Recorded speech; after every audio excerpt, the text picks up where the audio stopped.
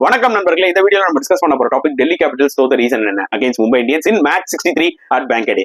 First Axar Patel விளையாடாததே ஒரு மிகப்பெரிய ப்ளோ டெல்லி கேபிட்டல்ஸ் இந்த மேட்ச்ல. அன்பார்ச்சுனேட்லி இன்ஜுரி ஆயிட்டாரு. இந்த வாங்கடே விக்கெட்ல கொஞ்சம் ட்ரைனஸ் இருந்தது, டர்ன் இருந்தது. டெஃபினட்டா ஒரு மிகப்பெரிய இம்பாக்ட் அக்சர் பட்டேல் இந்த பர்டிகுலர் மேட்ச்ல கிரியேட் பண்ணிருக்கலாம். பட் அன்பார்ச்சுனேட்லி அவரால் விளையாட முடியல.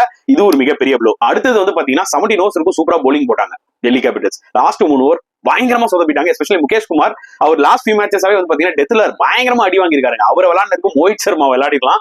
லாஸ்ட் 3 ஓவர் கிட்டத்தட்ட வந்து பாத்தீங்கன்னா 55-60 ரன் கிட்டத்தட்ட எம்ஏ அடிச்சாங்க. கேமே டோட்டலா சேஞ்ச் பண்ணிட்டாங்கன்னு தான் சொல்ல முடியும். அண்ட் இந்த பர்டிகுலர் 181 டார்கெட் இவங்க சேஸ் பண்ணணும்னா கண்டிப்பா டுப்ளிசிஸ் கிட்ட இருந்து ஒரு ஸ்டார்ட் அண்ட் கேஎல் ராகுல் கடைசி வரைக்கும் நின்னா மட்டும்தான் இந்த ஒரு பர்டிகுலர் மேட்சை வின் பண்ண முடியும் டெல்லி கேபிட்டல்ஸ். நல்லா தெரியும். எப்போ ஃபேஃப் அவுட் ஆனாலும் சீக்கிரமா. அதை விட கேஎல் ராகுல் அன்லைக் கேஎல் ராகுல் அந்த மாதிரி ஒரு பேட் ஷாட் அவர் ஆடி நான் எப்போ பார்த்தேன் லாஸ்ட் என்னால ஞாபகப்படுத்த முடியலங்க.